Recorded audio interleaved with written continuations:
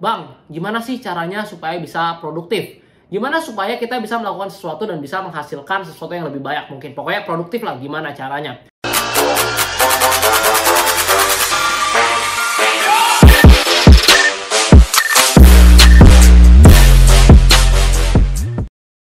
Oke, halo guys, welcome back with Dennis SLL. Seneng banget bisa ngobrol bareng kalian lagi di video kali ini. Gimana keadaan kalian? Semoga dalam keadaan yang baik, sehat, dan luar biasa ya tentunya ya. Hari ini kita bakal bahas satu topik menarik mengenai produktivitas ya. Mungkin banyak banget dari kalian yang nanya gitu ke gue dari DM Instagram ya, komen ya, dimanapun kalian nanya, Bang, gimana sih caranya supaya bisa produktif? Gimana supaya kita bisa melakukan sesuatu dan bisa menghasilkan sesuatu yang lebih banyak mungkin? Pokoknya produktif lah, gimana caranya? Nah, mungkin keterbatasan oleh waktu, mungkin kita sibuk dengan kuliah kita sibuk dengan sekolah kita, pekerjaan kita, sampai kita berasa kayak satu hari itu nggak ada waktu yang cukup gitu untuk kita melakukan suatu terobosan baru. Misalnya kita mau mulai bikin konten nih, mau shoot konten aja nggak ada waktu, mikirin ide kontennya, materi, scripting, dan lain-lain, ide kontennya, gimana caranya kita mulai, kita aja nggak punya waktu.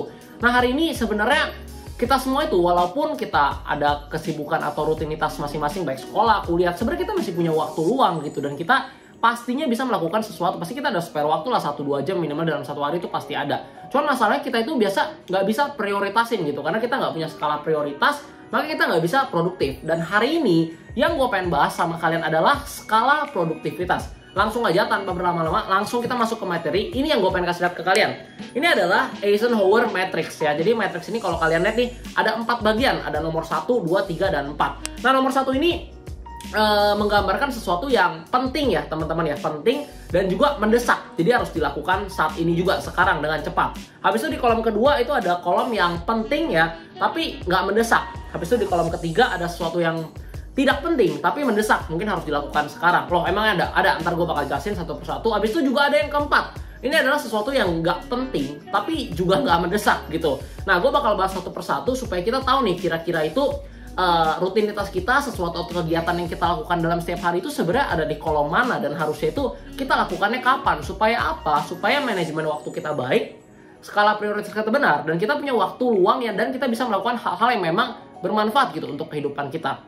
Kita ambil yang pertama dulu nih teman-teman, ini yang paling penting nih, important, urgent ya, sesuatu yang penting dan mendesak. Contohnya apa? Misalnya nih, kita mau dealing project ya sama customer kita, sama klien kita, itu adalah penting dan mendesak. Kita harus secepatnya gitu dealing project, supaya apa ya? Supaya kita dapetin cuan gitu misalnya. Habis itu misalnya contoh nih, kita lagi sakit. Kalau lagi sakit ngapain? Minum obat dong. Penting nggak minum obat supaya sembuh ya? Penting dong, kalau nggak nanti sakitnya makin parah. Mendesak nggak? Mendesak lah, kita harus minumnya saat ini juga. Jangan sampai kita sakitnya sekarang, kita minum obatnya masa minggu depan gitu, udah terlambat gitu, udah sakitnya bisa makin parah gitu. Habis itu misalnya contoh lagi, kita mau kirim barang nih ke klien nih, misalnya kita jualan barang gitu ya, itu penting lah, misalnya klien udah bayar, kita harus kirim sekarang gitu, misalnya penting dan juga mendesak gitu, harus secepatnya, kalau nggak klien bisa marah, yang ada dia komplain, kayak gitu kira-kira. Habis itu kita masuk kolom yang kedua, yaitu penting tapi tidak mendesak. Contohnya apa nih? Misalnya nih, belajar ya, kita penting nggak belajar? Oh, penting banget, tapi apakah harus hari ini juga? Misalnya nih, gue mau belajar mengenai gimana cara bikin website ya, tapi hari ini gue harus dealing sama klien, gue harus minum obat, mungkin gue harus anterin barang ke klien. Gue bisa lakuin sebenarnya besok atau lusa. Nah, untuk sesuatu yang penting tapi tidak mendesak, contohnya belajar ataupun olahraga misalnya. Hari ini lu nggak olahraga, mungkin nggak langsung mati gitu kan, nggak langsung sakit. Tapi olahraga itu penting, tapi bisa dilakukan misalnya besok atau lusa. Habis itu misalnya contoh lainnya, dinner nih sama pacar. Dinner sama pacar penting nggak? Wah, penting lah, lu nggak dinner sama pacar diputusin lo ya kan. Jadi dinner sama pacar itu penting, tapi apakah harus dilakukan hari ini? Misalnya hari ini ada meeting sama klien, ada mau dealing project sama klien, itu kan sesuatu yang lebih penting dan mendesak kan? Kita bisa lakukan itu. Tapi untuk dinner sama pacar walaupun penting, tapi itu nggak mendesak, mungkin bisa di hari Sabtu depan atau hari Minggu gitu, misalnya di weekend. Nah, jadi di kolom nomor 2 ini, sesuatu yang penting tapi nggak mendesak, kita bisa jadwalkan gitu, misalnya minggu depan ya, atau misalnya 2 minggu lagi. Tapi sesuatu yang nomor 1 tadi, yang penting dan mendesak, harus kita kerjakan sekarang juga ya.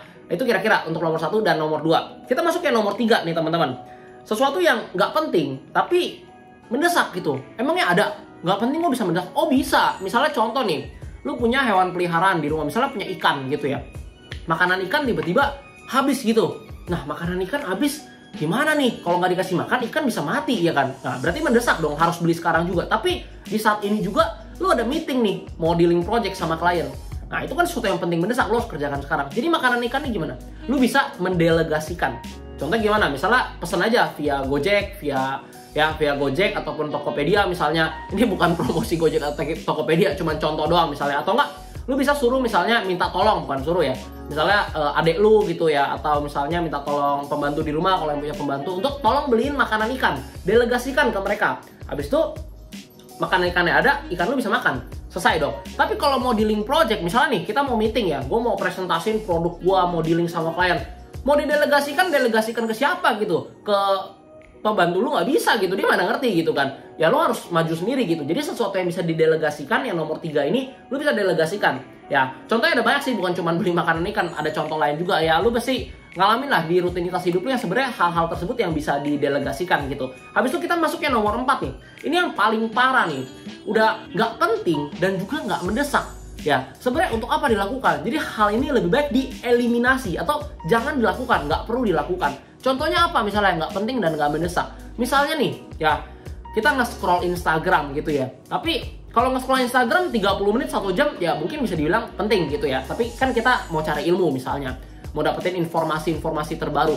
Tapi kita nge-scroll Instagram, TikTok dan lainnya sampai 10 jam sehari.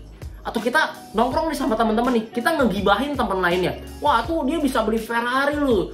Baru kerja kayaknya 2 bulan kayaknya disimpenan tuh, simpenan omom kali, atau enggak dia beli mobil tiba-tiba piara babi ngepet kali gitu kan. Jadi hal-hal tersebut yang sebenarnya nggak penting harus dieliminasi gitu. Kayak contoh gibahin orang lain, iri sama orang lain, scroll sosmed sampai berlebihan, itu adalah sesuatu yang nggak penting dan nggak mendesak. Lebih baik dieliminasi. Kira-kira kayak gitu. Udah paham lah ya kira-kira mengenai 4 kolom yang ada di sini ya. Jadi ada nomor 1, 2, 3, dan 4. Kalian harus tahu dulu nih, sesuatu yang mau kalian lakukan itu ada di kolom mana. Nah, kalian udah punya nih kan yang namanya, udah tahu nih yang kolom matrix ini ya, Eisenhower matrix. Habis itu tiap aktivitas harian kita nih, kita masukin nih teman-teman nih ke kolom-kolom ini, ke kolom nomor 1, kolom nomor 2, kolom nomor 3, dan kolom nomor 4. Kira-kira apa sih yang harus kita lakukan sekarang? Apa yang bisa kita jadwalkan? Apa yang bisa kita delegasikan ke orang lain? Dan apa yang harus kita eliminasi?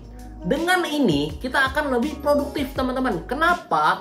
Setiap hal yang kita lakukan itu bakal ada artinya. Dan kita nggak terpaku sama hal nomor 3 atau nomor 4. Jangan sampai kita berasanya sibuk, ada waktu. Tapi sibuknya ngapain? Gibahin orang lain, nge-scroll sosial media tanpa henti, ya melakukan pekerjaan-pekerjaan yang harusnya bisa didelegasikan ke orang lain. Itu buat apa? Lebih baik kita kerjakan yang nomor 1 dan nomor 2 sebenarnya, kayak gitu. Nah, habis itu lu juga mesti tahu nih kerjaan yang mana dulu gitu kan. Kan ada sesuatu yang bisa dijadwalkan nih, tapi ada sesuatu yang harus dikerjakan sekarang. Skala prioritas ini penting banget supaya kita mendapatkan efisiensi dan efektivitas dalam pekerjaan kita. Kira-kira kayak gitu, teman-teman. Ketika lu lakuin skala prioritas ini, tentunya lu akan lebih produktif gitu. Dan kalau misalnya lu lakuin nih, wah bang, gue coba nih langsung nih, gue masukin jadwal gue, rutinitas gue, udah 1 hari, 2 hari, 3 hari, kok nggak ada efeknya sama hidup gue, masih gini-gini aja. Ya emang nggak ada efeknya langsung, nggak mungkin 1 hari, 2 hari langsung ada efeknya. Tapi dalam jangka panjang, ibarat investasi nih, lu investasi sekali nih, 1-2 hari, emangnya lu langsung kaya? Enggak kan? Tapi kalau investasi jangka panjang kan, misalnya 5 tahun, 10 tahun, bisa kan lu jadi punya aset misalnya miliaran. Sama nih. Ketika lu buat skala prioritas, mungkin dalam 1-2 hari itu nggak ada perubahan. Tapi ketika dalam jangka panjang, mulai 1 bulan, 5 bulan, 1 tahun, ya 5 tahun, hidup lu pasti akan berubah. Percaya gue, lu cobain deh. Tulis hal-hal yang emang harus lakuin sekarang, hal-hal yang harus lu jadwalin dan yang bisa didelegasin dan juga eliminasi. Supaya apa? Supaya hidup lu lebih ada prioritasnya gitu. Lu harus tahu apa yang harus lakukan terlebih dahulu. Kira-kira kayak gitu. Akhirnya ketika lu pakai matrix ini, ya, lu jadi lebih punya banyak waktu untuk apa? Untuk bikin project baru, untuk meeting dengan klien baru, tim baru, habis itu untuk lu bikin develop bisnis baru, dan juga waktu untuk bareng keluarga, bareng pacar, bareng teman-teman yang berkualitas. Lu bakal punya lebih banyak waktu-waktu seperti itu. Kenapa? Lu udah punya yang namanya skala prioritas, dan menurut gua ini adalah sesuatu yang sangat penting. Jadi, kalau lu udah nonton video ini, lu udah tahu tentang skala prioritas ini, gua harap ini bisa jadi manfaat untuk lu, dan lu bisa share ke teman lu ya video ini supaya teman lu juga bisa mengaplikasikan gitu dalam kehidupan mereka. Jadi kita semua sama-sama belajar, kita semua sama-sama maju. Kalau suka video ini, jangan lupa like video ini, komen, dan subscribe channel ini supaya bisa terus berkembang dan mengedukasi masyarakat Indonesia.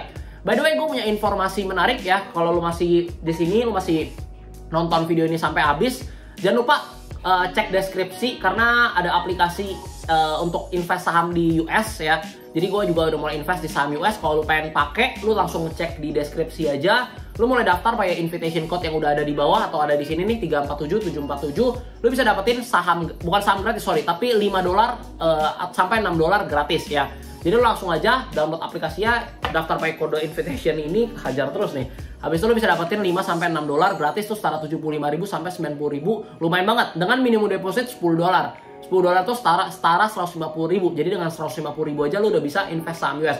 Jangan lupa juga masuk grup komunitas gratisnya, linknya ada di bawah juga, supaya lu bisa dapetin info-info tentang saham US dan modul saham US gratis untuk lo yang udah daftar dan juga top up minimal $10. Gue bikinin grup komunitas dan juga bikin modul gratis untuk kalian semua. Buat kalian yang pengen, langsung aja klik link di deskripsi. Kalau kalian pengen dibikinin video tentang apapun, self improvement, saham, finance, keuangan, dan lain-lain, langsung komen di bawah karena gue bakal jawabin setiap komentar dari kalian. Dan apapun yang kalian komen itu bakal menjadi belajarnya juga, buat pelajaran juga buat gue. Jadi jangan lupa interaksi bareng gue supaya kita sama-sama belajar. Thank you teman-teman. Sorry kalau ada salah kata-kata. Semoga video ini bisa bermanfaat untuk kalian semua.